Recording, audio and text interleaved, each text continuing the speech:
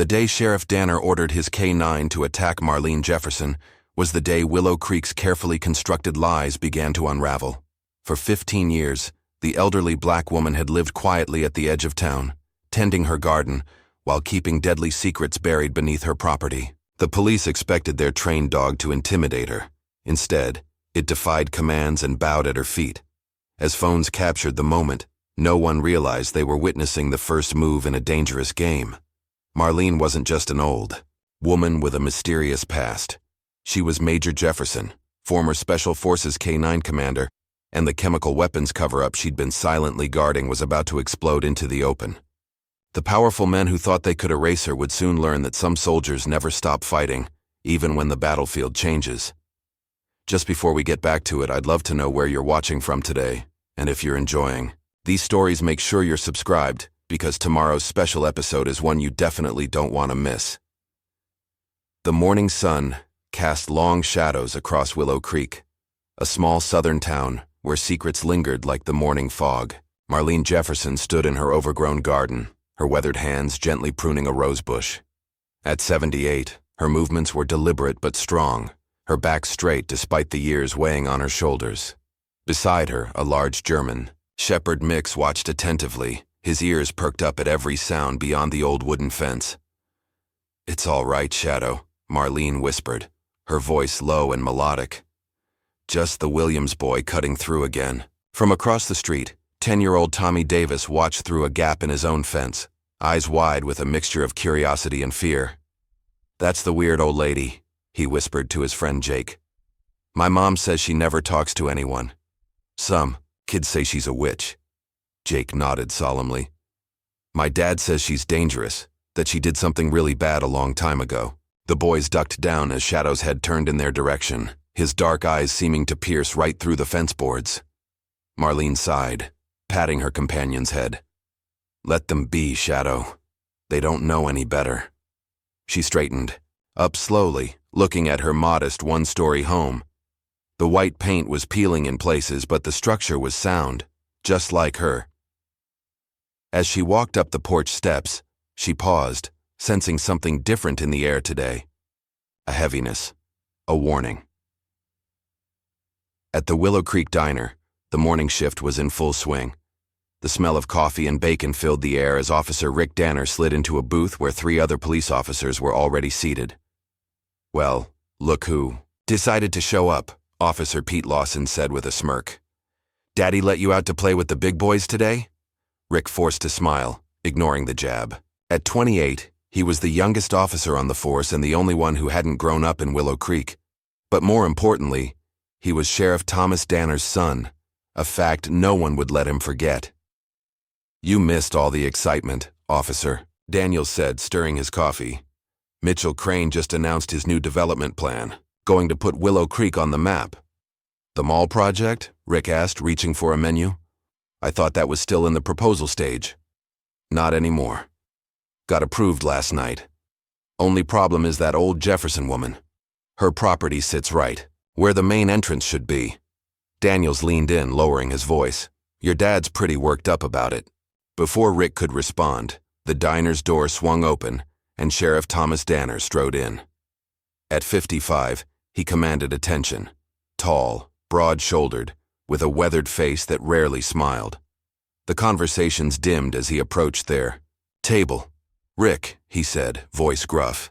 "Need you to ride along with me this afternoon. Got a situation developing." "What kind of situation?" Rick asked. The sheriff's eyes narrowed slightly. "The kind where you do what you're told. You've been too soft lately. Time to toughen up." The other officers exchanged knowing glances as Sheriff Danner turned and walked toward the counter to grab coffee. "Daddy's boy gets a special assignment," Lawson whispered with a grin. Rick clenched his jaw but remained silent. Across town, in a gleaming office with floor-to-ceiling windows, Mitchell Crane studied a large map spread across his desk. At 47, Crane had the polished look of success, tailored suit, perfect teeth, and cold eyes that calculated everything in terms of profit. His finger traced the outline of a property marked in red. "Jefferson," he muttered, shaking his head. "Stubborn old woman." His assistant, Sarah, stood nervously by the door. "We've made 3 offers, Mr. Crane. Each one higher than the last. She won't even discuss it." "Everyone has a price," Crane replied, straightening up. "Or a breaking point." He picked up his phone. "Get me Sheriff Danner. And file those nuisance complaints we discussed. Loitering, suspicious activity, excessive, noise, whatever sounds plausible." "But sir," Sarah hesitated, "there haven't been any actual complaints from neighbors." Crane's smile didn't reach his eyes. "Then I suggest you find some neighbors willing to complain. Or find another job." Sarah hurried out. Crane turned to look out of the window. In the distance, he could just make out the edge of Marlene Jefferson's property, a small obstacle in his grand vision, but an obstacle nonetheless. Back at her home, Marlene sat at an old writing desk, a single lamp illuminating the paper before her. Shadow lay at her feet, his breathing steady and comforting. Her hand moved slowly across the page. "My dear James." It's starting again. The whispers, the stares. "A man came by yesterday, all smiles and promises. Said he wanted to buy my home for future development. When I refused, the smile vanished. I know that look. I've seen it before. I may need your help soon. The shadows are growing longer." With hope, Marlene. She folded the letter carefully, sliding it into an envelope. After writing the address, she placed it in her pocket to mail tomorrow. Then, with Shadow following closely, she moved to a locked door at the end of the hallway. The key hung on a chain around her neck. Inside, the room was meticulously organized. Military medals displayed in a glass case, photographs in precise rows on the wall, and a large shadow box containing what looked like patches and insignia. Marlene's fingers traced the glass over a Medal of Honor at the center of the display. Below it, a small brass plate read, "Major Marlene Jefferson, Special Forces K9 Unit." "They're coming, old friend," she whispered to Shadow. "Just like before." Shadow nuzzled her hand, his eyes reflecting understanding beyond what most would attribute to a dog. Before leaving, Marlene lit a small candle beneath the metal, a ritual that brought her comfort. As she closed and locked the door, she didn't notice the car parked across the street, or the man inside, taking photographs. The next morning, Anna Miller arrived early at the Willow Creek Veterinary Clinic, where she worked as an intern. At 26, she was ambitious and compassionate, qualities that sometimes put her at odds with the clinic's more profit-minded owner. She was surprised to find Shadow already there, held by a concerned Marlene. The dog had a small gash on his front paw. "Ms. Jefferson," Anna said warmly, "what happened to Shadow?" "Found some broken glass by my fence this morning," Marlene replied, her voice steady but her eyes wary. "Strange place for glass to be. Shadow stepped on it during our walk." Anna led them to an examination room, kneeling to check the wound. "It's not too deep, but we should clean it properly." As she worked, Anna couldn't help noticing how Shadow responded to Marlene's slightest gestures, sometimes before she even made them verbally. "He's remarkably well trained," Anna commented. A ghost of a smile crossed Marlene's face. "We understand each other."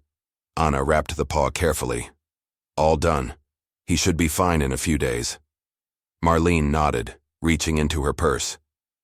Anna noticed her hands, strong, calloused, not the hands of an ordinary elderly woman. "Are you by chance Rick Danner's girlfriend?" Marlene asked suddenly. Anna blinked in surprise. "Yes. How did you know?" "Small town," Marlene said simply. Then more quietly, "Be careful, young lady. This town has deep roots in shallow soil." Before Anna could ask what she meant, Marlene and Shadow were gone, leaving Anna with an unsettled feeling and a growing curiosity.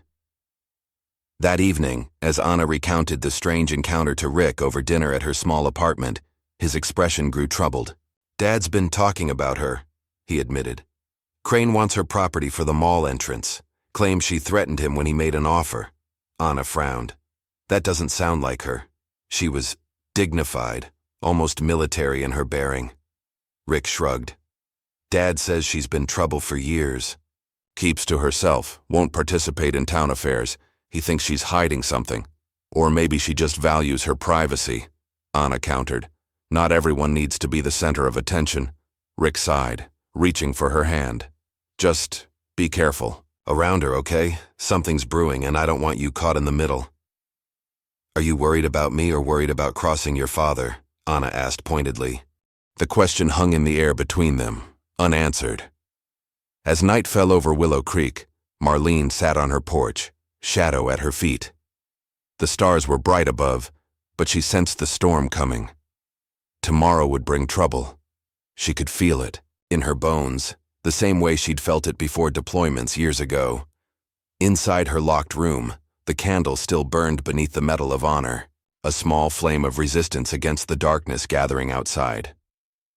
The next morning dawned with an unusual stillness over Willow Creek. Marlene Jefferson was in her garden earlier than usual, harvesting herbs before the day's heat set in. Shadow paced restlessly at the edge of the property, his body tense. I know, Marlene murmured. They're coming today. Sure enough, at precisely 10 o'clock, a police cruiser pulled up in front of her house. Sheriff Thomas Danner stepped out, his uniform pressed and badge gleaming in the sunlight. Behind him, looking considerably less comfortable, was his son, Officer Rick Danner. Shadow's growl was low and warning as the two men approached the gate. Marlene placed a calming hand on his head, but didn't silence him. Morning, Ms. Jefferson. Sheriff Danner called out, his voice carrying a false cheerfulness. Mind if we have a word? Marlene straightened up slowly, brushing soil from her hands. What can I do for Willow Creek's finest today? The sheriff pushed the gate open without waiting for an invitation. We've received some complaints from your neighbors. Thought we should check in. Rick followed his father, his eyes taking in the meticulously kept garden, herbs, vegetables, and flowers growing in organized sections. Nothing like the overgrown mess that had been described in the complaint. What sort of complaints?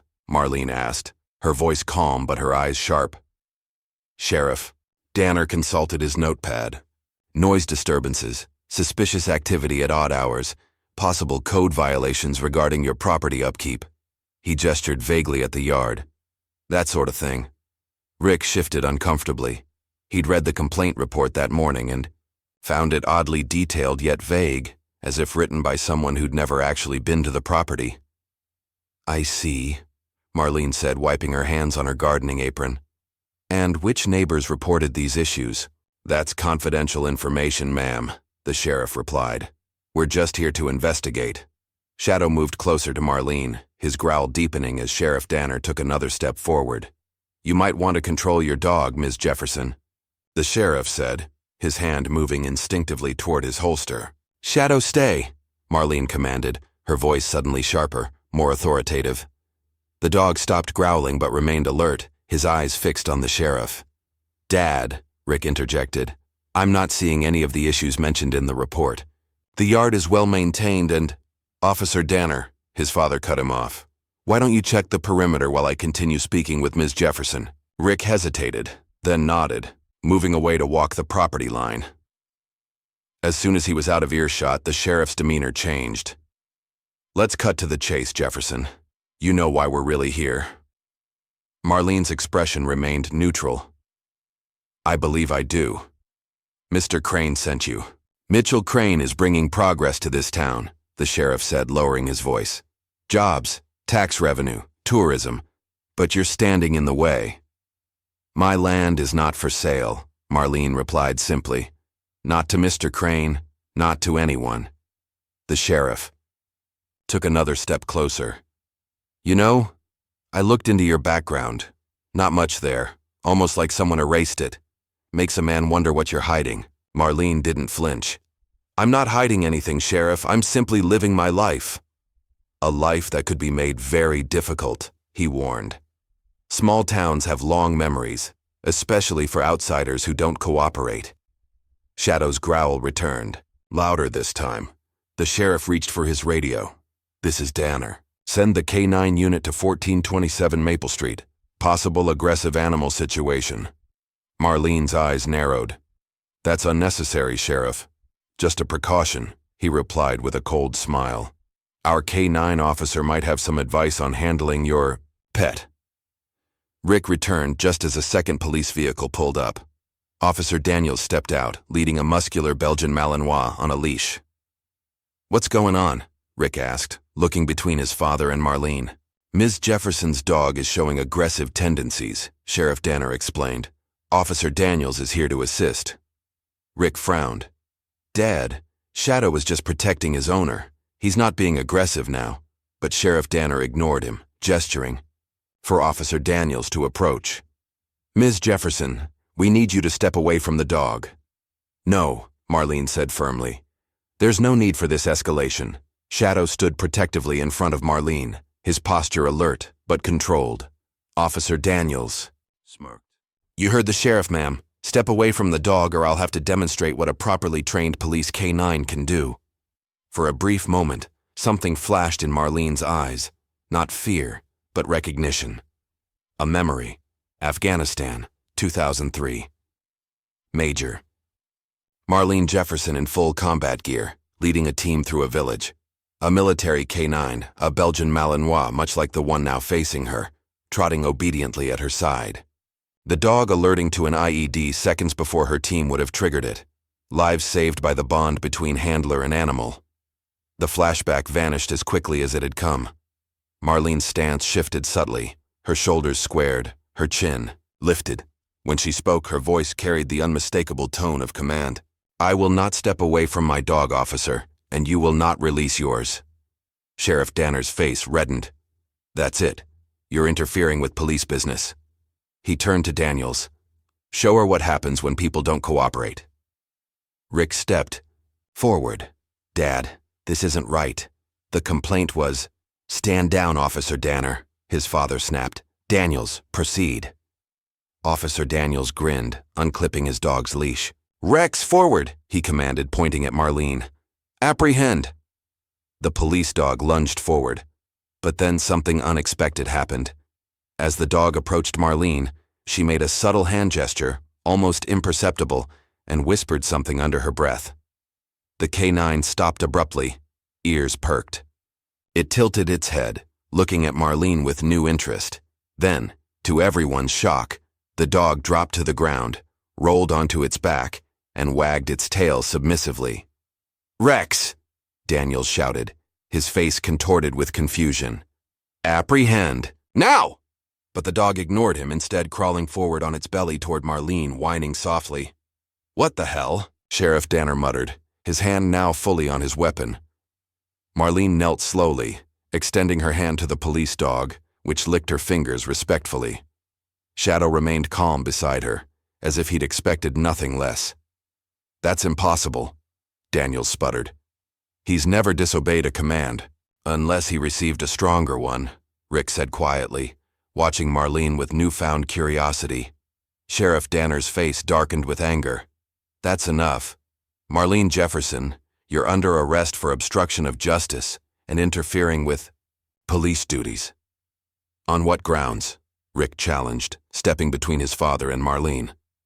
"Step aside, officer," Sheriff Danner ordered. "That's a direct command from your superior." Rick hesitated, his principles warring with years of conditioning to obey his father.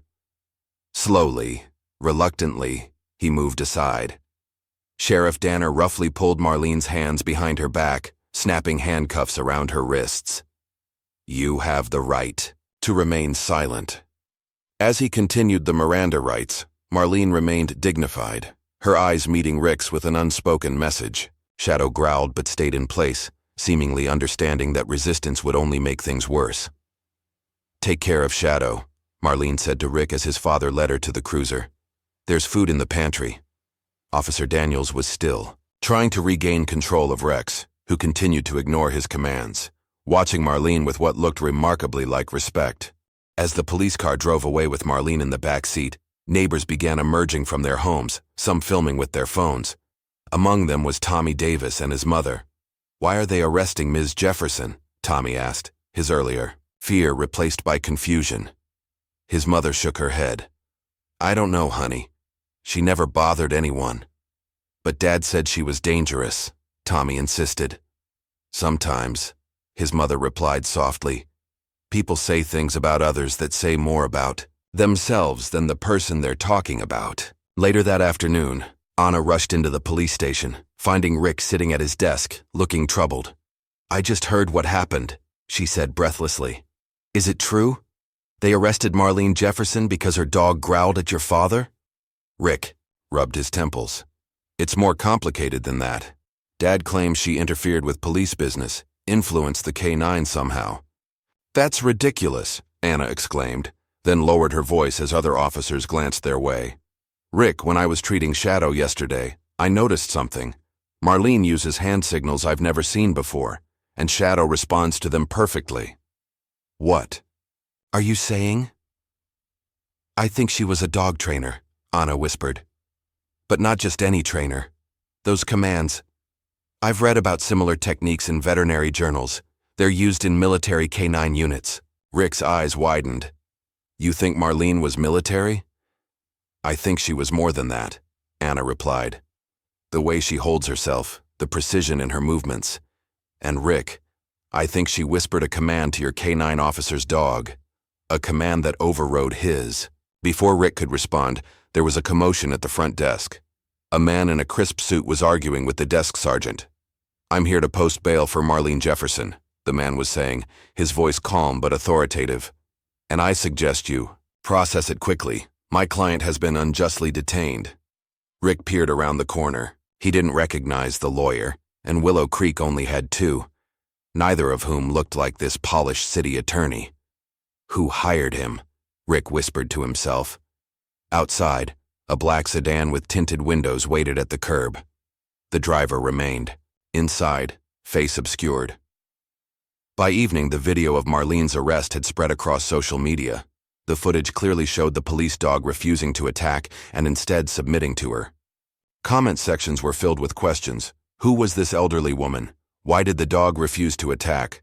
Was this police harassment? As darkness fell over Willow Creek, Marlene Jefferson returned home, escorted by the mysterious lawyer who refused to give his name to the press. Shadow greeted her joyfully at the door, having been fed and cared for by Anna throughout the day. Once inside, Marlene thanked the lawyer. "Tell James I'm grateful." The man nodded. "Colonel Whitaker said to inform you that Operation Blackstorm is back on their radar. He'll be in touch." After the lawyer left, Marlene sat heavily in her favorite chair, Shadow resting his head on her lap. The events of the day had drained her, but she knew this was just the beginning. In the locked room, she opened a drawer and pulled out an old photograph, a younger version of herself in desert camouflage, surrounded by military working dogs and soldiers. She traced a finger over the faces. "They thought time would make them forget," she whispered to Shadow. "But some things are written in more than memory." Outside her window, the black sedan remained parked, its occupant keeping watch through the night. The morning after Marlene's arrest, whispers spread through Willow Creek like wildfire. At the local cafe, patrons huddled over phones, rewatching the viral video of the police dog disobeying commands to attack the elderly woman. "Never seen anything like it," muttered Frank Wilson, the hardware store owner. "That dog just laid down like she was its mama." "Whole thing stinks," replied Doris Baker, wiping down the counter. "Marlene's been here 15 years and never caused trouble. Now suddenly she's a criminal?" Anna Miller sat in the corner booth, pretending to focus on her coffee while absorbing every word. She'd spent a restless night researching military K9 training protocols, unable to shake what she'd witnessed. Rick had messaged her that morning, his texts terse. "Dad's on warpath. Be careful. Meeting you at Marlene's at noon." Anna arrived at Marlene's modest house 20 minutes early. To her surprise, Shadow greeted her at the gate without barking, his intelligent eyes seeming to recognize her from the veterinary clinic. Behind him stood Marlene, looking remarkably composed for someone who'd spent part of the previous day in jail. "Ms. Jefferson," Anna called out, approaching cautiously. "I'm Rick's girlfriend." "Anna Miller," Marlene finished for her. "I remember. Come in, child. I've been expecting you." The interior of Marlene's home was neat and sparsely decorated, with the distinct feel of military precision. Photos hung in perfect alignment on walls painted a soft beige. In the living room, A worn leather sofa faced a brick fireplace where a small fire crackled despite the mild weather. "Tea?" Marlene offered, her movements efficient as she filled a kettle without waiting for an answer. Anna nodded, gathering her courage. "Miss Jefferson, I have questions about yesterday." "I imagine you do." Marlene set 2 mugs on the coffee table. "And I imagine Officer Danner does too." "Rick's trying to make sense of it all," Anna said carefully. "His father is a man who follows orders without questioning them," Marlene interrupted. "A dangerous quality in anyone with power." Anna leaned forward. "The police K9, you controlled it somehow. I've studied animal behavior, but I've never seen anything like that." A ghost of a smile crossed Marlene's weathered face. "What do you know about military working dogs, Ms. Miller?" "Only what I've read. They're trained to detect explosives, apprehend suspects, protect their handlers. They're trained to save lives," Marlene corrected gently. "And the good ones know the difference between a real threat and a manufactured one." The kettle whistled. As Marlene rose to retrieve it, Anna noticed her posture. Ramrod straight, shoulders squared. Not the stance of an ordinary elderly woman, but of someone who'd spent decades standing at attention. "You were military," Anna stated as Marlene returned with the tea. "Major Marlene Jefferson," she confirmed, setting down the kettle. "First black woman to lead a Special Forces K9 unit. Not that you'll find much about that in any public record." Anna's eyes widened. "They redacted your service?" "Parts of it." Marlene sipped her tea. "The parts that might embarrass certain powerful people." The sound of a car door slamming interrupted them. Through the window, Anna saw Rick approaching, his face tense. Shadow went to the door, tail wagging slightly. He'd apparently decided Rick was acceptable. "Sorry I'm late," Rick said as he entered, nodding respectfully to Marlene. "Dad had me filing reports all morning." "Reports about me, I presume," Marlene said calmly. Rick's expression confirmed her suspicion. "They're trying to build a case. For obstruction, maybe even assaulting an officer. It's ridiculous, but your father is determined," Marlene finished. "Sit down, Officer Danner. It's time you both learned why Mitchell Crane really wants my land." For the next hour, Marlene shared her story. Born in Georgia in 1946, she joined the Army in 1967 against her family's wishes. Her natural affinity with animals led her to K9 training, where she excelled despite rampant discrimination. By the early 2000s, she had risen to lead a specialized unit deployed to Afghanistan, Operation Blackstorm. "We trained dogs to detect not just conventional explosives, but chemical and biological agents," Marlene explained. "Work that saved countless lives, military and civilian." "That's why the police dog responded to you," Anna realized. "You used a command it recognized." Marlene nodded. "Military K9s are trained with universal emergency protocols. That dog recognized authority it was conditioned to respect." Rick frowned. "But what does any of this have to do with Mitchell Crane?" Marlene rose and walked to the locked room Anna had noticed earlier. The key around her neck gleamed as she inserted it into the lock. "Because Mitchell Crane isn't just a developer," she said, swinging the door open. 20 years ago, he was Lieutenant Colonel Mitchell Crane, military contractor and head of Project Sentinel, a classified program testing chemical agents on soldiers without their knowledge or consent. The room beyond was like stepping into a military archive. Maps covered one wall, pinned with colored markers. A large corkboard displayed newspaper clippings, photographs, and handwritten notes connected by red string. Glass cases held medals, including the Medal of Honor Anna had glimpsed around Marlene's neck in the photograph. "My unit discovered what Crane was doing," Marlene continued, pointing to a photograph of a younger uniformed Mitchell Crane. "We were deployed to rescue a kidnapped general's family, General James Whitaker. During the operation, we found documents linking Crane to illegal testing. Soldiers getting sick, developing cancers, neurological conditions. You reported him," Rick guessed. "I did my duty," Marlene corrected. "Presented the evidence to my commanding officers." Her voice hardened. "They buried it." Crane had powerful friends in defense contracting. I was quietly forced into retirement. Insubordination was the official reason. But why does he want your land now? Anna asked.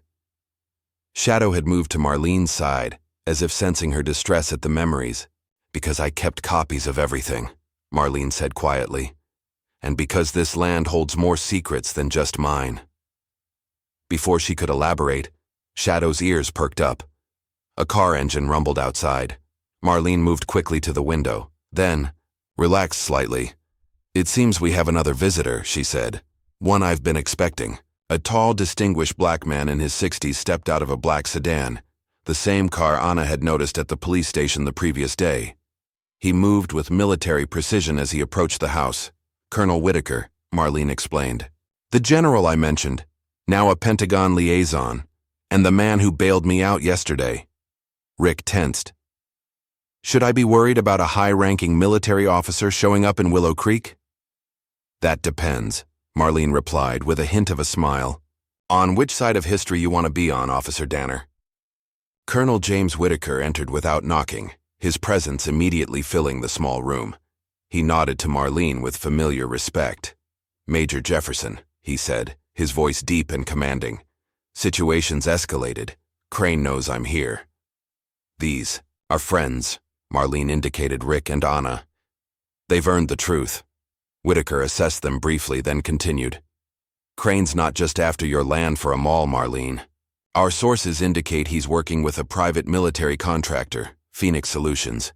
They believe something is buried on your property. The evidence? Rick asked. More than that, Whitaker replied grimly. Chemical weapons components from Project Sentinel, buried here when the program was officially terminated in 2005. Anna gasped. That's why he's so desperate for this specific property. They're not just trying to take your land, Whitaker told Marlene. They want to erase everything you know. Marlene nodded solemnly. I suspected as much when he first approached. The offer was too high for commercial development. We need to go public, Rick insisted. If what you're saying is true, this is criminal activity at the highest level. With what proof? Whitaker challenged. Most records were destroyed years ago. It would be your word against a decorated former officer who's now a respected businessman. Then, we find proof, Anna said firmly. Ms. Jefferson kept records. There must be other evidence, other witnesses. My old unit, Marlene murmured. Those who survived. As they discussed strategy, Shadow suddenly growled, moving to the window. Outside, a van with Willow Creek cable painted on the side had parked across the street. No one had exited the vehicle. They're watching us, Marlene observed calmly. Have been since yesterday. Whitaker checked his watch. I need to return to Washington tonight. Marlene, consider coming with me. You'd be safer. She shook her head firmly. I've run once before, James. Not again. This is my home. As Whitaker prepared to leave, he handed Rick a business card with only a phone number. If things escalate, call this, day or night. After the colonel departed, Rick, Anna, and Marlene formed a plan. Rick would discreetly investigate connections between his father, Crane, and any unusual activities. Anna would research the environmental and health impacts of the chemicals Marlene described. And Marlene would contact former members of her unit, who might be willing to speak out. That evening, as Rick drove back to the station, his mind raced with everything he'd learned. His father, the man he'd respected all his life, was potentially involved in a conspiracy that went far beyond small-town corruption. At the station, he accessed the computer database, searching for connections between Mitchell Crane and his father. What he found disturbed him. Emails dating back 3 years, discussing property acquisition opportunities in predominantly black neighborhoods. The most recent exchange mentioned Marlene specifically. Jefferson property remains priority. Target, owner uncooperative, suggest alternative measures. Timeline critical before Q3 excavation. Rick downloaded the emails to a flash drive, his hands shaking slightly. As he was about to log off, Officer Daniels appeared behind him. Sheriff's looking for you, Daniels said, his eyes narrowing at the screen. What are you working on so late? Just clearing old reports, Rick lied, closing the window. Tell him I'll be right there. As Rick headed to his father's office, he texted Anna. Found something. Crane planning excavation. Meet tomorrow morning. Meanwhile, Anna was at her apartment, combing through scientific journals for information on chemical weapons testing. Her screen displayed a research paper titled, Long-Term Health Effects of Organophosphate Exposure in Military Personnel, 2000-2010. The author list caught her. The third name was M. Jefferson. She documented it all, Anna whispered to herself, downloading the paper. She tried to warn them. Her phone buzzed with Rick's text. Before she could reply, her screen displayed an incoming email from an unknown sender. The subject line read, simply, Black Storm survivors. The body contained a single line. We've been waiting for someone to ask the right questions. Attached was a file with medical records of dozens of soldiers, all showing similar symptoms, all having served in the same region of Afghanistan during the early 2000s. Anna forwarded the email to Rick with a single comment. We're not alone in this. By morning, the quiet investigation had gained momentum. Rick arrived at Marlene's house with a grim expression, flash drive in hand. Crane's been planning this for years, he explained, showing them the emails. And there's more. The mall project was approved with unusual speed, environmental impact studies waived, zoning restrictions modified. Your father's influence? Marlene asked. Rick nodded reluctantly.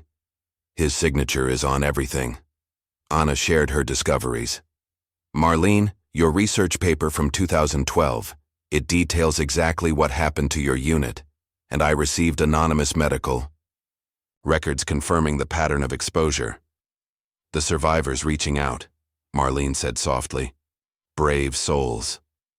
Their planning was interrupted by Shadow's alert bark. Through the window, they saw Mitchell Crane himself approaching the house, flanked by two men in suits. Right on schedule, Marlene commented, surprisingly calm. The direct approach when intimidation fails. Should I call Whitaker? Rick asked, reaching for his phone. Not yet, Marlene replied. Let's hear what Crane has to say first. The doorbell rang. Shadow positioned himself protectively beside Marlene as she opened the door. Ms. Jefferson, Crane greeted with a practiced smile that didn't reach his eyes. I thought it was time we spoke directly, without intermediaries. Mitchell, Marlene replied coldly. Or do you prefer Lieutenant Colonel still? His smile faltered slightly. May we come in? What I have to say is better discussed privately.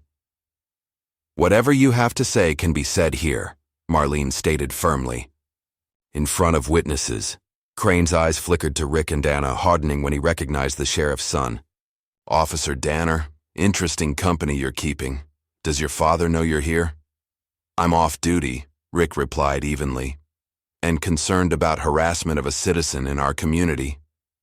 Crane's jaw tightened, but he maintained his composure. Ms. Jefferson, I'm prepared to double my previous offer for your property, $2 million. More than generous for a house in this condition. Still not for sale, Marlene replied simply. You should reconsider, Crane said, his voice dropping. Small towns can be dangerous for people who don't cooperate. Accidents happen. Is that a threat? Rick stepped forward, hand instinctively moving toward where his service weapon would normally be. Simply an observation, Crane replied smoothly. Ms. Jefferson is elderly, lives alone. Concerns for her safety are natural. I've survived worse than you, Mitchell, Marlene said quietly. Much worse. Something dangerous flashed in Crane's eyes. You always were stubborn, Major, but this isn't Afghanistan. No one's coming to save you here. That's where you're wrong, Anna interjected, holding up her phone. Everything you've just said is being recorded, including what sounds very much like a threat. Crane's composure cracked. You have no idea what you're involving yourselves in. This goes beyond a piece of property. We know exactly what this is about, Marlene replied. Project Sentinel. The chemical testing. The buried evidence. The color drained from Crane's face. For a moment, Naked panic replaced his practiced confidence. "You're delusional," he recovered quickly. "The ramblings of an old woman with dementia. No one will believe you." "Perhaps not," Marlene agreed. "But they might believe the documentation I've kept, or the survivors who are starting to speak out, or the chemical analysis of soil samples my young friend here has been collecting." Anna hadn't been collecting soil samples, but she maintained a poker face at Marlene's bluff. Crane backed toward the door. "You've made a serious mistake today. All of you." His eyes locked with Marlene's. "Some secrets should stay buried, Major, for everyone's safety." After Crane and his men departed, Rick exhaled sharply. "He's rattled. That means he's dangerous." "He always was," Marlene said grimly. "Now we need to move quickly. He'll escalate. After this." "What soil samples were you talking about?" Anna asked. "A bluff," Marlene admitted. "But not a bad idea. If there are chemical weapons components buried on my property, there might be trace evidence in the soil." Rick nodded thoughtfully. "We need to document everything. Build a case that's too solid to ignore or bury. And we need to find a journalist we can trust," Anna added. "Someone who won't back down under pressure." "I might know someone," Rick said. "Layla Morales. We were at the academy together before she left for journalism school. She works for the Atlanta Tribune now, specializes in government corruption stories." As they solidified their plans, Shadow suddenly raised his head, ears perked. A low growl rumbled in his chest. "What is it, boy?" Marlene asked, moving to the window. Outside, several unmarked vans had parked down the street. Men in workmen's clothing were unloading equipment, but their movements were too precise, too coordinated for ordinary laborers. "He's not waiting," Marlene observed. "Those are private security, military contractors. I recognize the formation." "We need to get you out of here," Rick insisted. "No," Marlene said firmly. "If I leave, he wins. There's something else we can do." She turned to Anna. "You mentioned soil samples. If we're going to prove what's buried here, we need evidence." "The root cellar," Rick suggested. "If they buried something on your property years ago, that's where they'd access it." Marlene nodded. "Follow me." The root cellar entrance was concealed behind a garden shed at the far edge of Marlene's property. The heavy wooden doors, weathered by years of exposure, groaned as Rick pulled them open. Stone steps descended into darkness. "I haven't been down here in years," Marlene admitted, switching on a flashlight. "Not since I first discovered what they'd hidden." Shadow led the way, his nose working the air as they descended. The cellar was larger than Anna had expected. A main chamber with rough stone walls and a packed earth floor, with smaller rooms branching off. "This was here when I bought the property," Marlene explained. "Former owner was a farmer who stored preserves and root vegetables down here. But I found something else." She moved to the far wall, tapping different stones in a specific pattern. To Rick and Anna's amazement, a section of the wall swung inward, revealing a hidden chamber beyond. "Hydraulic mechanism," Marlene explained. "Military grade, not something a farmer would install." The hidden room contained a metal vault built into the earthen wall. Unlike the rustic cellar, this was modern technology. A digital keypad glowed softly in the dim light. "Discovered this 6 months after moving in," Marlene said. "Took me 3 years to crack the code." She entered a long sequence of numbers. The vault hissed as the seal broke, the heavy door swinging open automatically. Inside was a treasure trove of documents, files, photographs, digital storage devices, and a small recording device that looked military issue. Everything was meticulously organized and labeled. "My insurance policy," Marlene explained, removing a thick file labeled Sentinel, Phase 2 deployment. Rick examined a map showing what appeared to be Willow Creek, with Marlene's property marked with a red X. "They buried it here because it was remote," Marlene explained. "Rural area, few questions. Previous owner was a contractor's cousin. Property, sold to me by mistake after his death. By the time they realized who I was, it was too late." Anna picked up the recording device. "What's on this?" "The smoking gun," Marlene replied. "Meeting recorded in 2004. Crane and his military sponsors discussing the cover-up after soldiers began showing symptoms. She pressed play. The audio was grainy but clear enough. Liability concerns are secondary. Primary objective is containment of both materials and information. The test subjects, not test subjects general. Soldiers, American soldiers. Semantics, Crane. The point is, they were exposed according to protocol. The fact that the effects were more severe than anticipated is unfortunate, but within acceptable parameters. And the disposal site? Secured. Remote location? Minimal population. Materials contained in military-grade storage. Site will be monitored through shell company ownership. And if there's leakage, contamination? Acceptable collateral.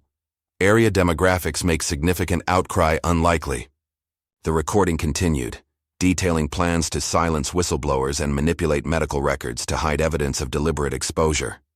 My God, Rick whispered.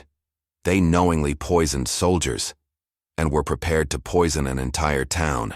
If necessary, Marlene added grimly. A predominantly black town that they deemed expendable. Anna was already copying files to her phone. We need to get this to Layla immediately. This is massive. Chemical weapons testing, cover-up, conspiracy at the highest levels. Not just Layla, Rick said. Colonel Whitaker needs to see this too, and we need to secure the original evidence. As they worked, Shadow suddenly tensed, growling toward the cellar entrance. Someone's coming, Marlene whispered, quickly shutting the vault. Back out, quietly. They slipped out of the hidden room, Marlene carefully sealing the entrance. They'd barely concealed themselves behind stacked storage crates when footsteps sounded on the cellar stairs. Two men in work clothes descended, carrying equipment that looked more like military gear than construction tools. Perimeters secured, one said into a radio. Beginning preliminary assessment.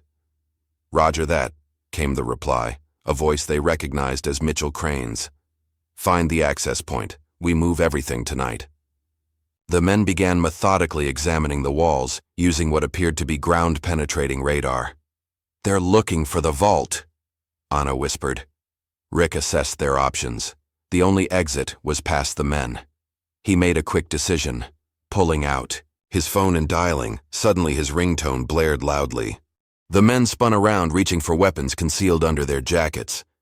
Police! Rick shouted, stepping forward with his badge. What are you doing on private property? The men hesitated, clearly not expecting law enforcement. Utility inspection, one attempted. Gas line assessment. Without notice to the homeowner? Without proper city vehicles?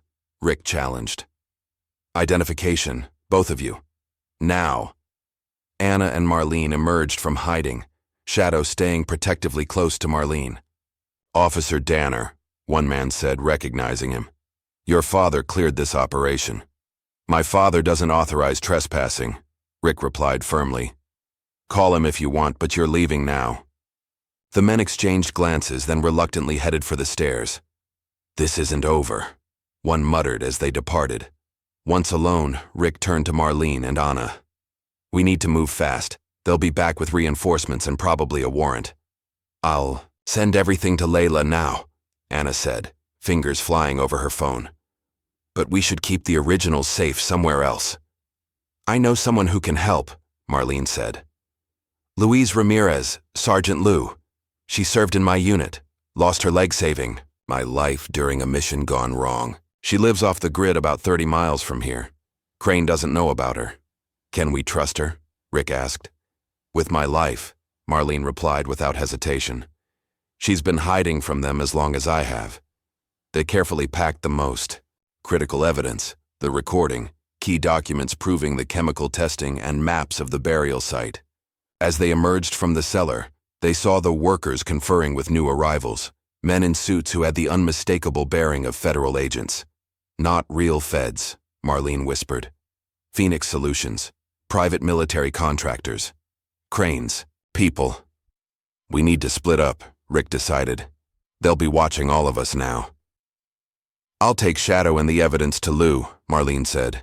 They'll expect me to run, but not where I'm actually going. I'll create a distraction, Rick offered. Make it look like we're leaving with the evidence. draw them away from you. And I'll get everything to Layla, Anna added. Digital copies, our testimonies, everything we've learned. As they quickly finalized their plan, Marlene paused, placing a hand on Rick's arm. Your father will have to answer for his part in this, Rick finished grimly.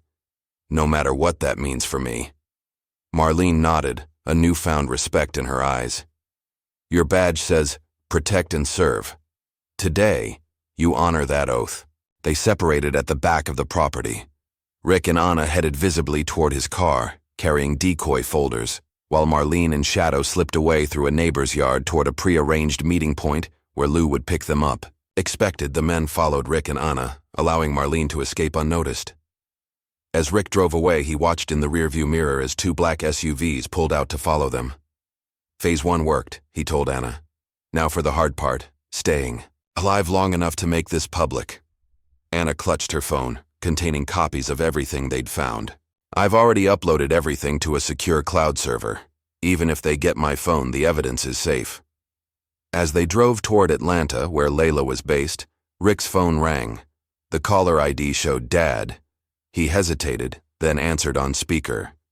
What the hell do you think you're doing? Sheriff Danner demanded without preamble. Interfering with a federal operation, threatening contractors. They're not federal, Dad, Rick interrupted.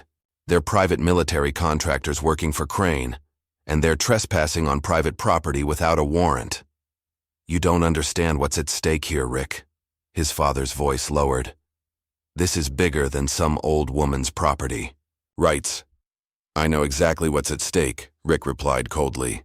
Chemical weapons, illegal testing on soldiers, cover-ups that go all the way to the Pentagon, and you're helping them.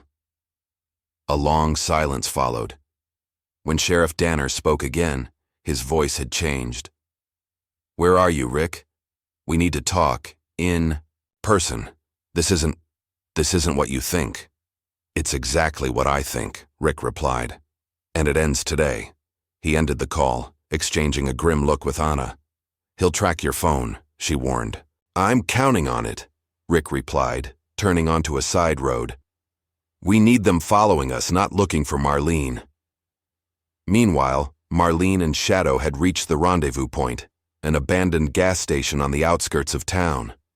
A battered pickup truck was waiting, its driver a woman in her 50s with a weathered face and alert eyes. Major, Lou Ramirez greeted, sliding over to make room. Just like old times. Too much like old times, Lou, Marlene replied, helping Shadow into the truck. They found the vault. Lou's expression darkened. Bastards never quit, do they? She patted the prosthetic leg visible beneath her jeans.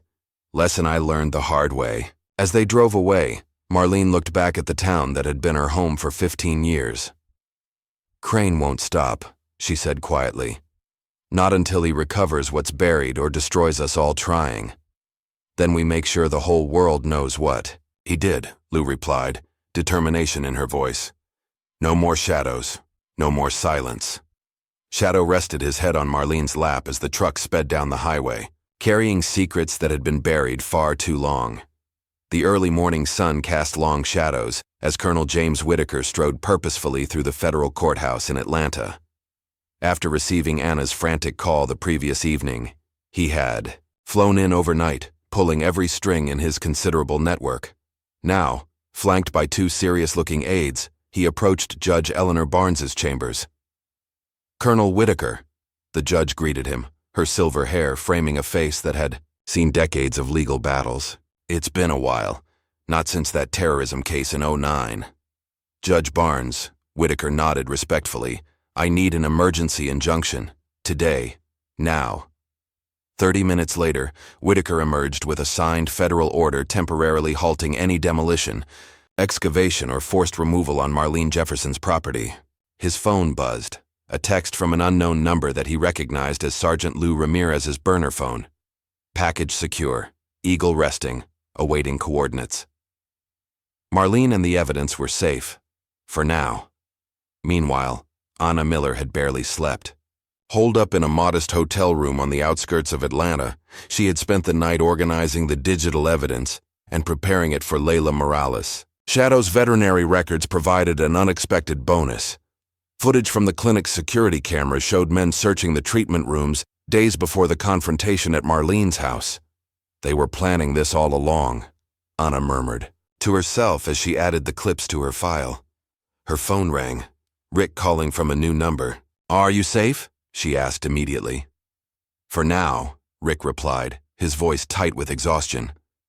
"They followed me halfway to Birmingham before I lost them." "You?"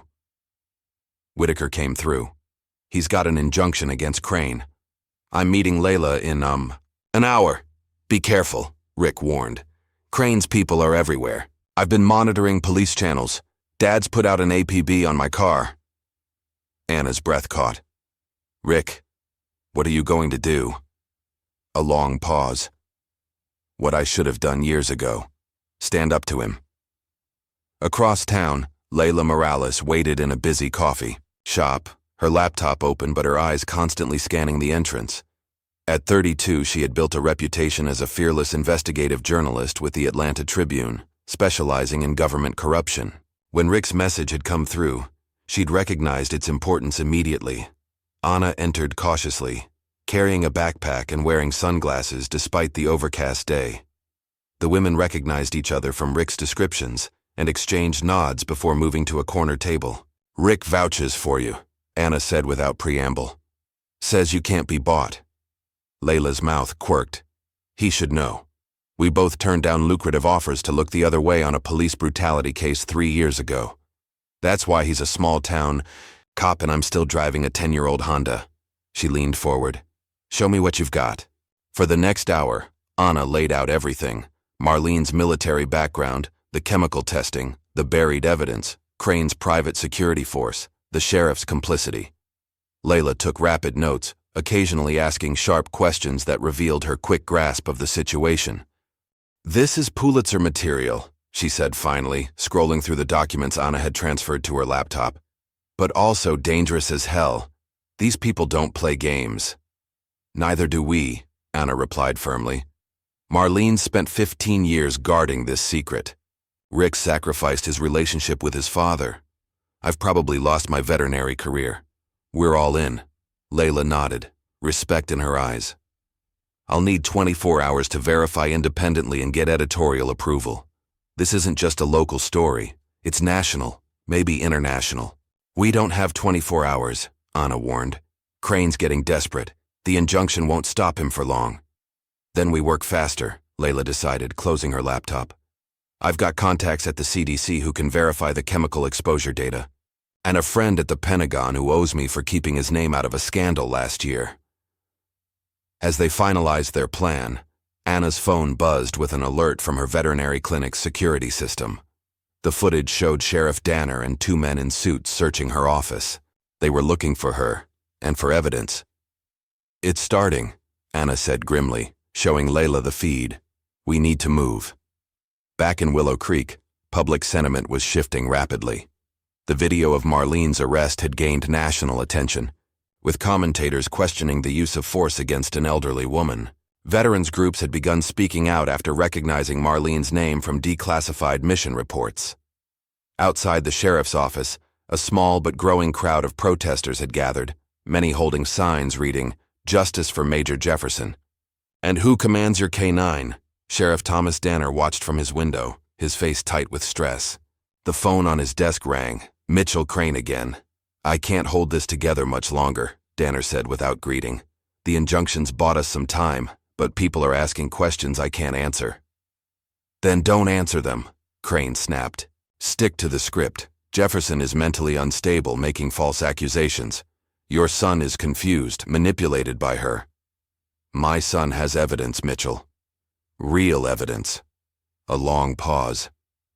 "What kind of evidence?"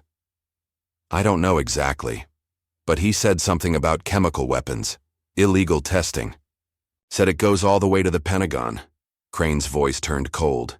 "Handle your son, Thomas, whatever it takes. We're too close to let this fall apart now." After hanging up, Sheriff Danner stared at the photo on his desk, himself and Rick at his son's police academy graduation. With a heavy sigh, he opened his drawer and removed a small recorder, pressing the button to create a new audio file. "My name is Sheriff Thomas Danner," he began, his voice weary. "And this is my confession. At Lou Ramirez's cabin, hidden deep in the Georgia woods, Marlene sat on the porch with Shadow at her feet. Despite the peaceful setting, her military instincts remained on high alert. She watched as Lou emerged from the tree line, completing another perimeter check. "All clear," Lou reported, easing into a chair beside Marlene. The former sergeant moved, with surprising grace despite her prosthetic leg, years of adaptation evident in her fluid movements. "No one followed us." "They'll find us eventually," Marlene said quietly. "Crane won't stop." Lou nodded, her weathered face solemn. "I've contacted the others, Jackson, Rivera, Thompson, all the survivors from our unit who can still travel. They're coming." "You shouldn't have risked it," Marlene protested. "Wasn't my call," Lou replied with a half-smile. "Once they heard you were finally fighting back, wild horses couldn't stop them. We've been waiting 15 years for this, Major." Shadow's ears suddenly perked up, his body tensing. Both women immediately reached for weapons. Lou a shotgun leaning against the wall, Marlene a handgun concealed under her jacket. A vehicle approached slowly through the trees, Colonel Whitaker's black sedan. "Stand down," Marlene told Shadow, who relaxed marginally but remained vigilant. Whitaker emerged from the car looking grimmer than when they'd last seen him. "It's worse than we thought," he announced without preamble. "Crane's called in every favor he has. They're trying to get the injunction lifted on national security grounds." "Can they do that?" Lou demanded. "They're claiming the material buried on your property is classified military hardware that poses an imminent threat if disturbed improperly." Whitaker handed Marlene a document. "They've got a federal judge in Washington reviewing it now." Marlene scanned the paper, her expression darkening. "They're using our own evidence against us. The chemical weapons buried there become the reason they need to seize the property." "There's more," Whitaker continued. "I accessed Crane's private server through a contact at the Pentagon. Found this." He passed Marlene a tablet displaying what appeared to be technical schematics. "That's not just chemical weapon components," Lou said, looking over Marlene's shoulder. "That's a delivery system. They weren't just storing the materials. They were building something," Marlene finished. "Something they never wanted found." Meanwhile, in Atlanta, Layla Morales was moving with the efficiency of a seasoned journalist on the brink of a career-defining story. With Anna's help, she had verified key elements of Marlene's account through independent sources. CDC contacts confirmed that unusual clusters of rare cancers and neurological disorders had been documented among veterans of certain classified operations. A Pentagon whistleblower corroborated the existence of Project Sentinel, though official records remained sealed. Now, sitting in her editor's office, Layla made her case. "This isn't just another corruption story, Jim. This is systematic abuse of power, endangering civilians, betrayal of our troops." Jim Sanders, the Tribune's executive editor, held up a hand. "I believe you, Layla. The evidence is compelling. But Crane has already called our publisher directly, threatened lawsuits that would bankrupt the paper." "Let him try," Layla challenged. "Truth is an absolute defense against libel. It's not just lawsuits. There have been other threats." Sanders looked uncomfortable. His people suggested that running this story could be seen as compromising national security. Layla leaned forward. "That's how you know we're onto something big, Jim. They're scared." After a tense silence, Sanders nodded. "Green light. But we do this by the book. Every fact triple-checked, every source verified, and we go digital first. Too risky to wait for print." Layla's phone buzzed. A text from Anna. "They found my apartment. Trashed it, moving to backup location." The noose was tightening. As evening fell, Rick Danner sat in his parked car outside the Willow Creek police station, gathering his courage. He had driven straight through from Birmingham, avoiding main roads, and switching vehicles twice with help from old academy friends. Now, watching officers come and go from the building where he'd worked his entire career, he felt a strange calm settle over him. His phone rang. Anna. Layla got approval, she told him. "Story goes live at midnight. Are you sure about this next part?" "No choice," Rick replied. Dad has to answer for his role, and I need to get those falsified reports before they disappear. Be careful, Anna pleaded. Whitaker says Crane's people are getting desperate. That makes two of us, Rick said softly. I love you, Anna. Before she could respond, he ended the call and stepped out of the car. Taking a deep breath, he walked straight through the front door of the station. The desk sergeant's eyes widened. Rick, your dad's been looking everywhere for you. I know, Rick replied calmly. That's why I'm here. Sheriff Danner was on the phone when Rick entered his office without knocking. Seeing his son, the sheriff froze, then quickly ended his call. Where the hell have you been? He demanded, rising from his chair. I've had APBs out for 2 days. I know that too, Rick said, closing the door behind him. Just like I know about your arrangement with Mitchell Crane, the falsified complaints against Marlene Jefferson, the buried chemical weapons. Sheriff Danner's face paled. You don't understand what you're talking about. I understand perfectly, Rick countered. I've seen the evidence, all of it. The recording of Crane discussing using soldiers as test subjects, the emails between you two planning to seize Marlene's property, the environmental impact reports you helped suppress. It's complicated, Rick. No, it's actually very simple, Rick interrupted. You betrayed your oath. You helped cover up crimes against American soldiers, against your own community. The sheriff sank back into his chair, suddenly looking older. I didn't know what was buried there. Not at first. Crane just said it was a development opportunity. By the time you realized, you were already involved, Rick finished. So you doubled down. To Rick's surprise, his father nodded. I've made a full confession, he said, sliding a flash drive across the desk. Everything I know about Crane, the development, all of it. I recorded it this morning. Rick stared at the drive, then at his father. Why? Because you were right, Sheriff Danner said simply. And because whatever else I am, I'm still your father. I won't let Crane make you collateral damage in this. Before Rick could respond, the station's lights suddenly went out. Emergency generators kicked in seconds later, bathing the room in dim red light. That's not a power failure, Sheriff Danner said, reaching for his weapon. That's... The window behind him shattered as the night erupted in chaos. The attack came with military precision. Simultaneous power cuts throughout Willow Creek, communications jammed, and strategic points secured within minutes.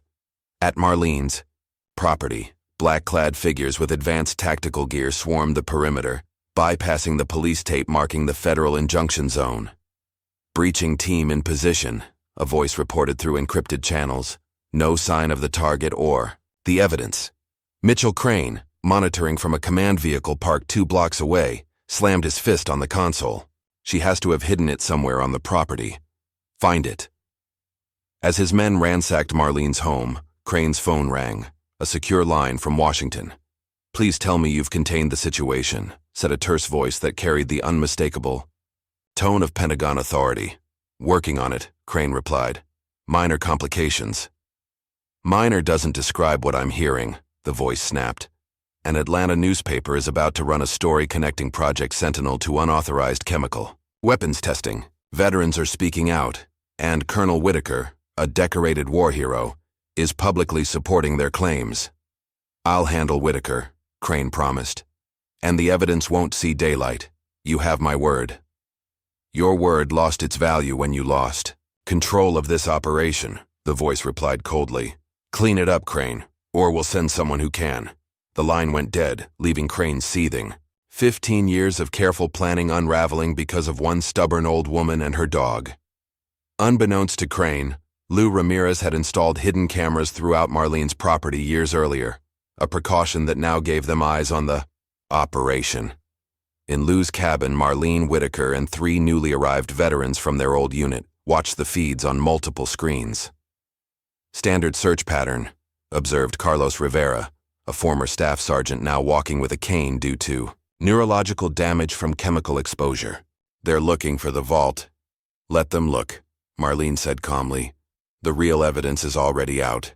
Not all of it, Thomas Jackson added. At 55, the former medic still carried himself with military bearing despite the tremor in his hands, another legacy of Project Sentinel. The delivery system specs Whitaker found change everything. They weren't just testing chemicals, they were weaponizing them for deployment in civilian areas. Whitaker's phone buzzed with an alert. It's happening. Sheriff's Station is under attack. Rick Danner was inside when they hit. Marlene's face hardened. We need to move. Now. Major, with all due respect, that's exactly what Crane wants, Lou cautioned. Draw you out, take you down, discredit everything as the ravings of a disgruntled veteran. I'm not abandoning those kids, Marlene stated firmly. They risked everything to help me. Shadow and I are going back. The German shepherd, hearing his name, moved to her side, eyes alert and ready. Not alone, you're not, Jackson said, checking his weapon. I didn't survive 3 tours and Crane's poisoned just to hide in the woods while he wins. One by one. The other veterans nodded their agreement. Lou was the last, a slow smile spreading across her weathered face. Well, Major, looks like you've got yourself a squad again. At the police station, chaos reigned. The attackers, professionally equipped men in tactical gear with no identifying insignia, had breached the building from multiple points. Sheriff Danner had reacted quickly, pushing Rick behind the heavy oak desk as bullets shattered the office windows. Private military contractors, the sheriff shouted over the gunfire, returning fire with his service weapon. Phoenix Solutions, Cranes, Personal Army. Rick had his own weapon drawn, years of training kicking in despite the surreal situation of being under fire in his own station. We need to reach the evidence room. All the original complaints against Marlene are there. A brief lull in the shooting gave them their opening.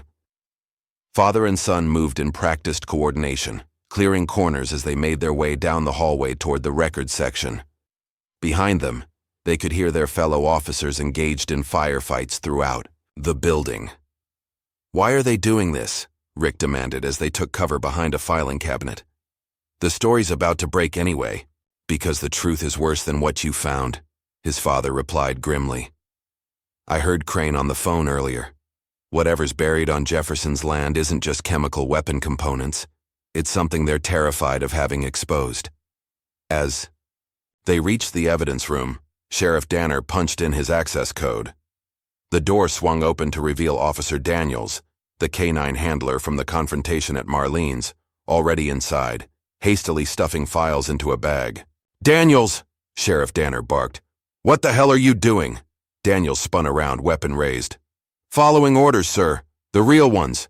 Put it down, Rick ordered, his own gun aimed steadily. You're stealing evidence in an active investigation. No, Daniels sneered. I'm protecting national security, like I've been doing for years while working for Crane. The revelation hit Rick like a physical blow. You've been Crane's inside man? All this time? Someone had to keep an eye on things, Daniels replied. Make sure the old lady didn't cause trouble. Your dad was useful but too squeamish when it really counted. Sheriff Danner's face flushed with anger. Drop the weapon, Daniels, that's an order. You don't give the orders anymore, Tom, Daniels said coldly, his finger tightening on the trigger. What happened next seemed to unfold in slow motion. Sheriff Danner lunged forward, shoving Rick aside as Daniels fired. The bullet caught the sheriff in the shoulder, spinning him around. Rick returned fire, his shot catching Daniels in the leg. The corrupt officer went down howling in pain. Dad! Rick knelt beside his father, applying pressure to the wound. I'm fine, Sheriff Danner grunted, though his face had gone pale. Get the files.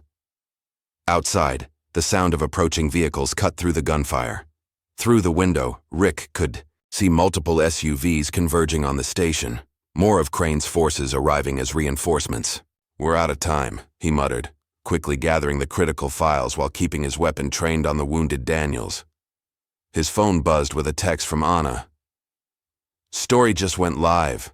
Layla published early when she heard about the attacks. It's all out there now, a small victory, but they were still trapped. Suddenly, a new sound cut through the chaos, police sirens coming from multiple directions, and not just any sirens. State troopers, Sheriff Danner said, a hint of hope in his voice, and those deeper tones. FBI. Whitaker had come through again, Rick realized. The colonel had enough clout to bring in federal reinforcements, but Crane's men weren't retreating. If anything, the gunfire intensified as they made a desperate push to complete their mission before the authorities arrived in force. "We need to hold this position," Rick told his father, helping him into a more defensible corner of the room. "Help is coming." A new voice came over the police radio. "Marlene Jefferson. This is Major Marlene Jefferson to all law enforcement frequencies. Crane's forces are attempting to secure evidence of chemical weapons testing and development. Be advised, these men are armed and operating under private contract, not government authority. I repeat, they are not legitimate federal agents." Rick grabbed the radio. "Major Jefferson, this is Officer Danner. We're pinned down in the station evidence room." Daniels was working for Crane. He tried to destroy the original complaint files. "Hold your position, officer," Marlene replied calmly. "We're approaching from the east side." "We?" Rick questioned, but the radio had gone silent. His answer came minutes later as a new sound joined the cacophony, the distinctive bark of a German shepherd, followed by multiple covering fire patterns that could only come from trained military personnel. Through the window, Rick caught glimpses of Marlene moving with shadow toward the station, flanked by several middle-aged men and one woman who, despite various disabilities, moved with unmistakable tactical precision. Marlene's old unit had come to fight one last battle. Inside the command vehicle, Mitchell Crane watched his operation unravel on multiple screens.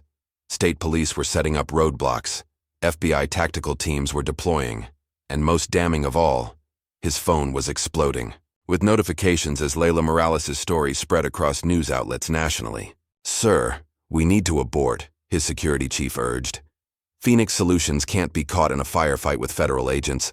The legal exposure—" "Shut up," Crane snapped, his carefully cultivated composure finally cracking. 15 years of work, millions in development, all destroyed by that woman and her dog. His phone rang again, Washington calling. Crane didn't answer. Instead, he grabbed a tactical vest and a weapon from the equipment rack. "What are you doing, sir?" the security chief asked, alarmed. "Finishing this myself," Crane replied, his voice cold with determination. "If Jefferson has copies of the delivery system plans, everything we've built is compromised.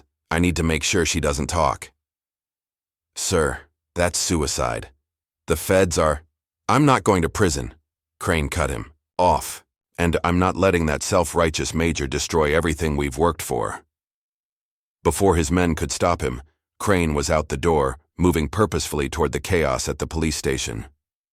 Inside, Rick and his father had managed to hold their position, but the situation was deteriorating.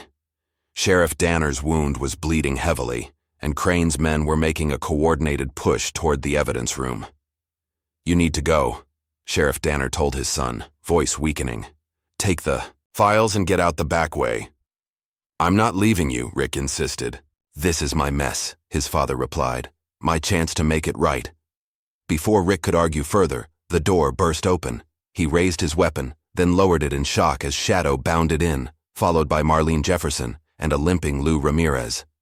"Cavalry's here," Lou announced with grim humor. "Though we're a bit more arthritis than artillery these days." Marlene knelt beside Sheriff Danner, quickly assessing his wound. "You'll live," she told him bluntly, "if we get you out of here." "Major Jefferson," the sheriff said weakly, "I'm sorry. For everything." Marlene's expression softened slightly. "Save it for the witness stand, Sheriff. We've got work to do."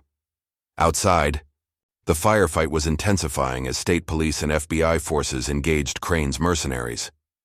The veterans from Marlene's unit had split up, using their military training to coordinate with law enforcement and cut off escape routes. "We need to move now," Lou urged. "Building's not secure." As they prepared to evacuate, Sheriff Danner grabbed Rick's arm. "Son, whatever happens, I'm proud of you. Standing up, doing what's right." Rick nodded, emotion tightening his throat. "Let's get you out of here, Dad." They made it halfway down the back corridor when Mitchell Crane stepped out from a side room, weapon raised. "Major Jefferson," he said, his polished veneer stripped away to reveal the cold calculation beneath.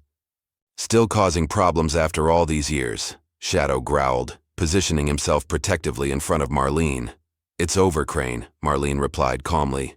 The story's out. The FBI's here. Your private army is being rounded up as we speak.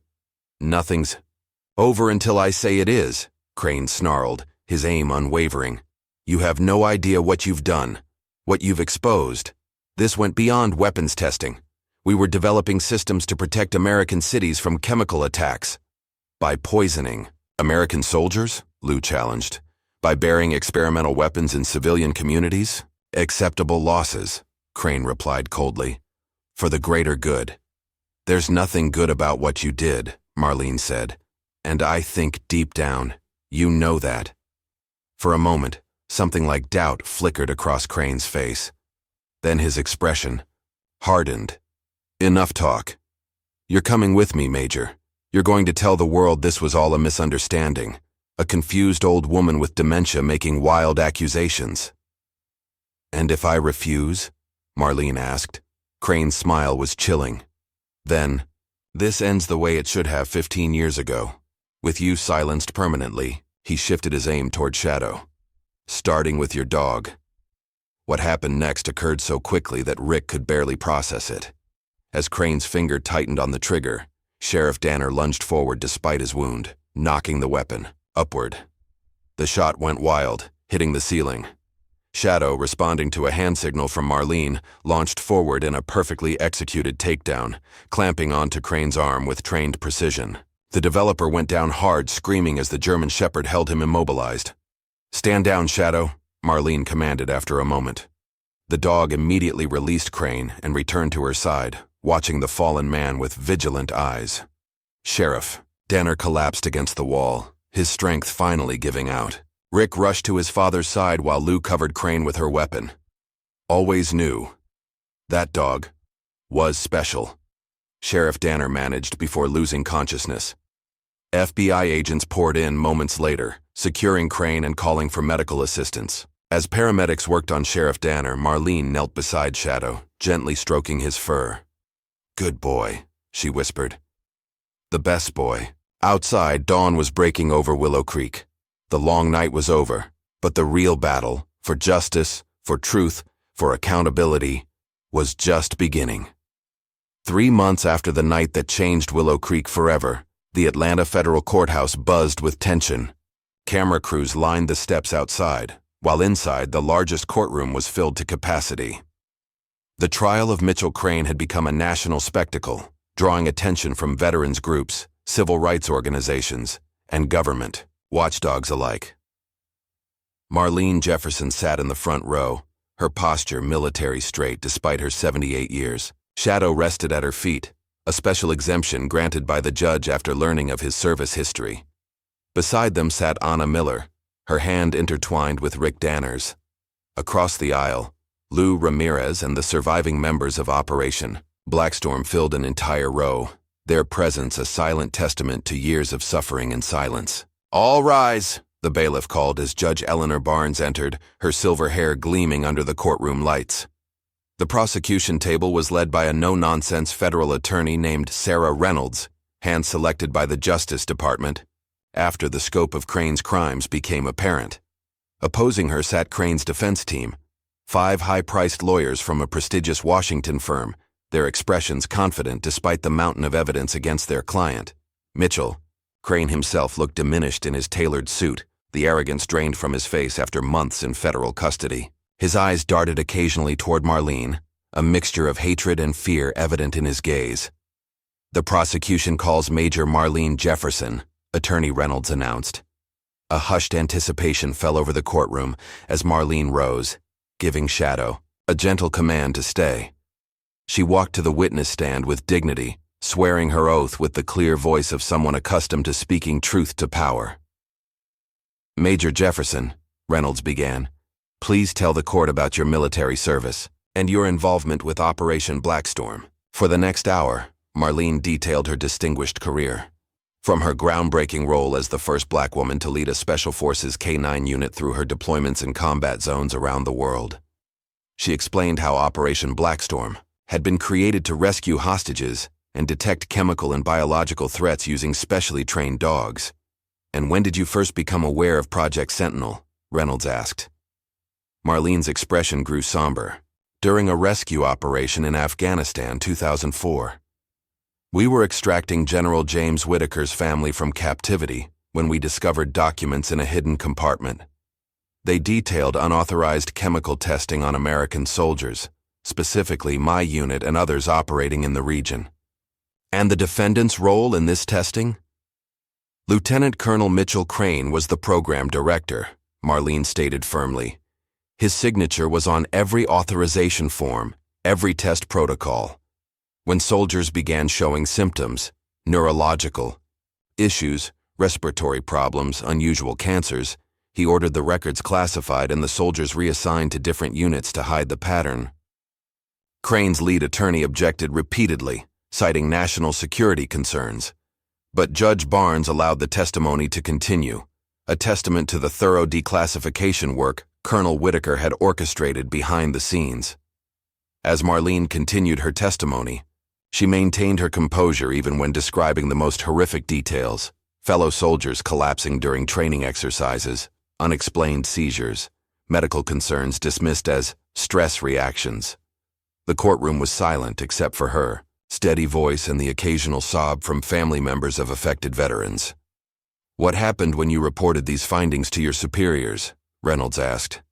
"I was told the matter would be investigated internally," Marlene replied. 2 weeks later, I was called to a meeting where Mitchell Crane himself was present. He informed me that I was being honorably discharged for health concerns. When I protested, it was changed to insubordination. "Did you continue to pursue the matter after your discharge?" "I tried," Marlene said. "But files disappeared. Witnesses were transferred or retired. Then I learned that chemical components from Project Sentinel were being stored somewhere civilian. I tracked them to Willow Creek, to what would eventually become my property." "You purchased the land knowingly?" "I did," Marlene confirmed. "To protect people. To guard the evidence until the day came when someone would listen." When the defense's turn for cross-examination came, Crane's attorney approached, with calculated skepticism. "Major Jefferson, isn't it true that you harbored resentment toward the military after your discharge? That this alleged conspiracy could simply be an elaborate attempt at revenge?" Marlene's gaze was steady. "I never resented the military, counselor. I resented those who betrayed its values. There's a difference. Yet you kept these so-called discoveries secret for 15 years. Why not come forward sooner if lives were at stake?" "I did come forward, repeatedly. To military authorities, to the VA, even to a congressman. Each time the evidence disappeared, witnesses recanted under pressure, and I was labeled unstable." Marlene leaned forward slightly. "When you control the narrative, counselor, you can make the truth sound like madness." The cross-examination continued for hours, but Marlene remained unshaken. When she finally stepped down, returning to her seat beside Shadow, the courtroom erupted in respectful applause that the judge made no attempt to silence. The trial continued for weeks. Rick testified about the falsified complaints against Marlene and his discovery of the correspondence between his father and Crane. Anna presented her findings about the health impacts of the chemicals used in Project Sentinel. Layla Morales took the stand to detail how she had verified Marlene's claims through independent sources. Most damaging of all was Sheriff Thomas Danner's testimony. Still recovering from his gunshot wound, he appeared in court wearing a sling, his once commanding presence humbled by his role in the events. "I knew what I was doing was wrong," he admitted under oath. "But I told myself it was for the good of the town. Jobs, development, progress. I didn't know about the chemical weapons until much later, and by then, I was already compromised." "When did you decide to record your confession?" the prosecutor asked. Sheriff Danner's eyes found his son in the audience. "When Rick stood up. To me. When I realized he was the better man, the better officer. I couldn't keep living the lie." "And what did Mitchell Crane tell you about Marlene Jefferson?" "That she was dangerous, mentally unstable, a threat to national security." The sheriff shook his head. "But I'd seen her with that dog, seen how they responded to each other. That wasn't insanity. That was training. Discipline. honor. When asked why he finally risked his life to stop Crane during the confrontation at the police station, Sheriff Danner's answer was simple. Because it was the right thing to do. Something I should have remembered a long time ago. As the trial neared its conclusion, an unexpected moment captivated the nation. The judge granted a special request for Shadow to be brought to the center of the courtroom. A K9 handling expert demonstrated how the dog responded to Marlene's commands, the same commands that had caused the police dog to stand down months earlier. These are universal emergency override protocols, the expert explained, developed for military canines to prevent friendly fire incidents. The fact that a police dog responded to them confirms that it was trained using military guidelines and recognized Major Jefferson's authority. The demonstration left no doubt about Marlene's expertise or the legitimacy of her claims. Shadow performed flawlessly, his disciplined response a stark contrast to the chaos of that first confrontation. In his closing argument, Crane's attorney attempted one final defense. Whatever my client's actions, they were undertaken with national security in mind. He believed he was protecting Americans from chemical threats. His methods may have been flawed, but his intentions were patriotic. Prosecutor Reynolds's rebuttal was devastating. Patriotism isn't poisoning the soldiers who volunteered to serve. It isn't burying chemical weapons in a civilian community, and it certainly isn't silencing those brave enough to stand against such abuses. She gestured toward Marlene. If you want to see patriotism, look at Major Jefferson, who protected her country even when her country failed to protect her. The jury deliberated for just 4 hours before returning with their verdict. Guilty on all counts. As Crane was led away, his face ashen, he locked eyes briefly with Marlene. No words were exchanged, but the look conveyed everything. He had lost, she had won, and 15 years of silence had finally ended. Outside the courthouse, Marlene faced a forest of microphones with the same composure she had shown throughout the trial.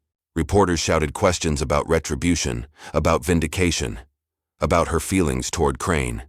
Instead of answering directly, she read from a handwritten statement. This fight wasn't just mine. I was one of many who were forgotten. Today isn't about victory. It's about truth, about remembering that some oaths cannot be broken, no matter how inconvenient they become. As the cameras flashed, Shadow stood faithfully by her side, the living embodiment of the loyalty Marlene had demonstrated throughout her long struggle for justice. That evening, as the verdict dominated news headlines across the country, Anna found Rick sitting alone on the steps of their hotel. His father had been granted leniency in exchange for his testimony and cooperation, but still faced significant charges. He called from the hospital, Rick said as Anna sat beside him. Wanted me to know he's pleading guilty to all charges. No. Deals. Is that what you wanted? Anna asked gently. Rick shook his head. I don't know what I want anymore. He did terrible things, but in the end, he chose you. Anna finished. Chose to do the right thing. Does that make up for the rest? Rick wondered. Anna had no answer, but she took his hand, offering silent support as they watched the sun set over Atlanta. Meanwhile, Marlene sat with Colonel Whitaker in a quiet restaurant away from the media frenzy, Shadow resting under the table. The court has ordered full declassification of the Blackstorm and Sentinel files, Whitaker informed her, and the land will remain with you, though the cleanup operation for the buried materials will take months. And the others? Marlene asked. My unit?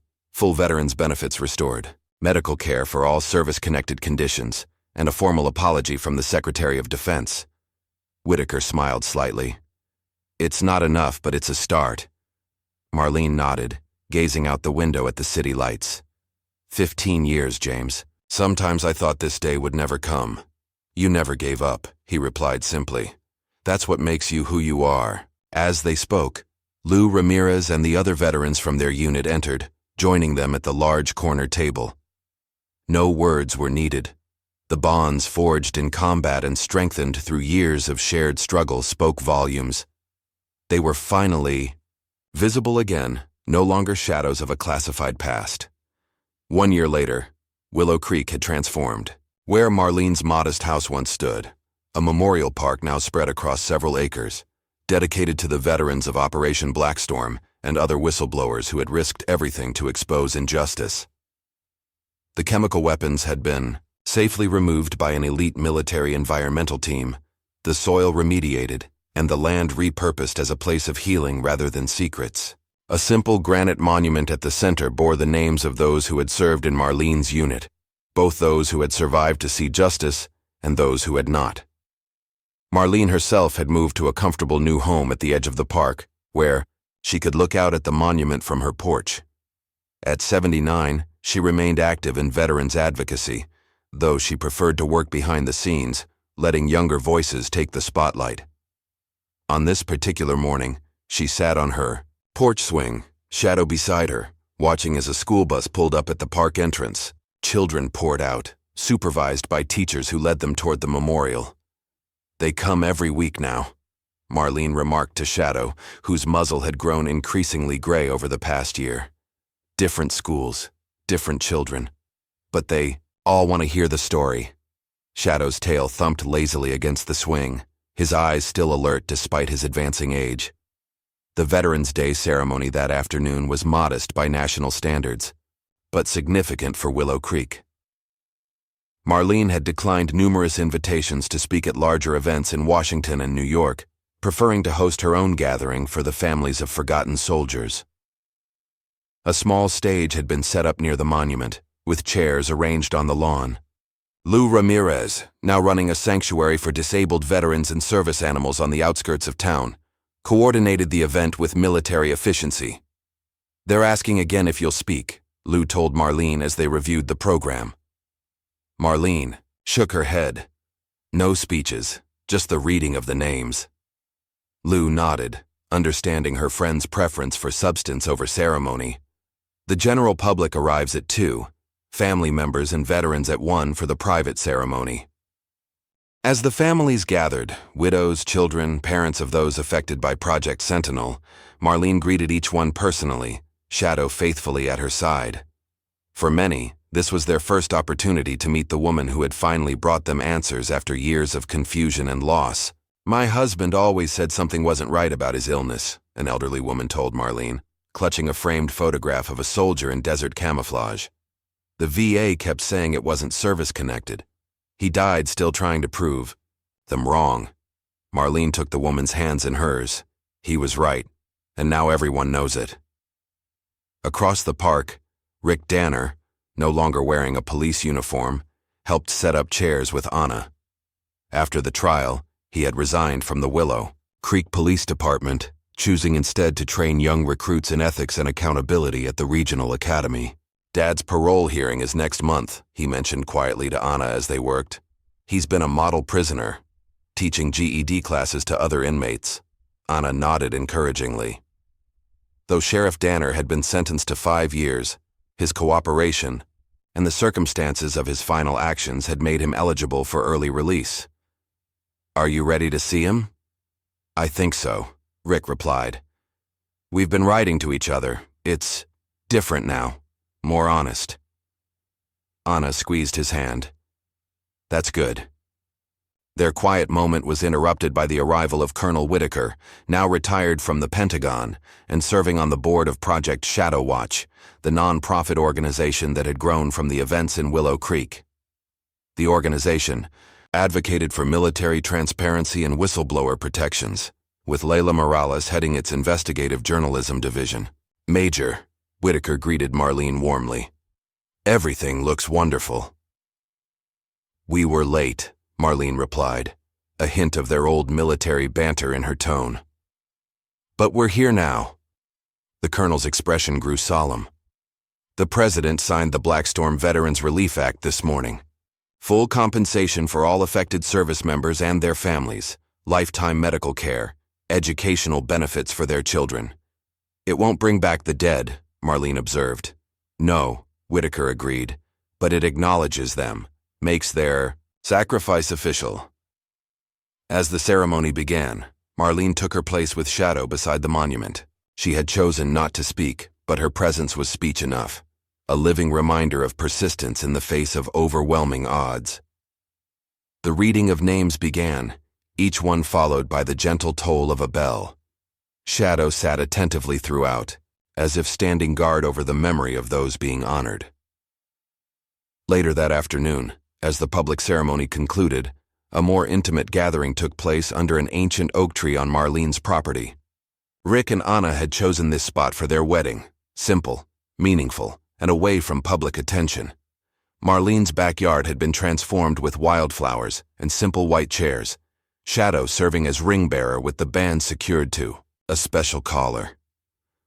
"I never thought I'd find happiness after everything," Rick confessed to Marlene as they watched Anna greet guests. "You gave me that chance." "You gave yourself that chance," Marlene corrected gently, "by choosing what was right over what was easy." After the ceremony, as twilight settled over Willow Creek, Marlene sat alone on her porch, Shadow's head resting on her lap. The old dog's loyalty had never wavered through all the years of hiding, fighting, and finally, vindication. In the distance, she could see the lights of Lou's Veterans Sanctuary flickering on. The facility, funded largely by donation drives sparked by the viral videos of Marlene's arrest, had become a haven for disabled soldiers and their service animals. Already it had helped dozens of veterans find purpose and healing. Colonel Whitaker's car pulled up in her driveway one last time before he headed back to Washington. He joined her on the porch, respectfully petting Shadow. "We were late," he said, echoing her earlier words. "But we're here now." Marlene nodded, understanding the weight of his statement. "Better late than never, James." As Whitaker departed, Marlene noticed a school bus stopping at the Memorial Park. Despite the late hour, a teacher was leading a small group of children to read the names on the monument. Even now, the story continued to touch lives. The formal government apology to Marlene and the surviving members of her unit had come 3 months after the trial, a ceremony at the Pentagon where the Secretary of Defense had personally acknowledged the injustice done to them. She had donated the substantial settlement to build a civil rights legal clinic in Willow Creek, ensuring that others with less resources could still find justice. Shadow stirred, his ears perking up at a sound only he could hear. Despite his age, his senses remained sharp, a testament to his training and the bond he shared with Marlene. "It's all right, old friend," she murmured, stroking his graying fur. "We're home now." As darkness fell completely, Marlene gazed up at the stars, thinking of all the twists and turns that had led to this moment. From a young woman fighting to prove herself in a world that doubted her, to a major commanding elite forces, to a recluse guarding dangerous secrets, and finally to a vindicated whistleblower whose story had changed countless lives. Shadow nestled closer, his warm presence a reminder of the one constant through all those changes: loyalty, courage, and the unbreakable bond between two beings who recognized something essential in each other. "They wanted him to attack me," Marlene whispered, echoing the words that had ended her testimony in court. "Instead, he remembered who I was." Shadow looked up at her, eyes reflecting understanding beyond what most would attribute to a dog. In that gaze was the story of their journey, not just of one woman and her dog against a system determined to silence them, but of all those who stand firm when truth becomes inconvenient, when power attempts to override principle. As the memorial lights illuminated the names of those they had fought for, Marlene Jefferson and Shadow kept their quiet vigil, guardians of a legacy that would continue long after them. A legacy of courage, of persistence, and of the difference one unwavering spirit can make against the darkest odds. What would you risk to stand against corruption when the system itself is designed to silence you? If Marlene's story of courage touched your heart, like, subscribe, and share to support more powerful narratives of everyday heroes who refuse to back down.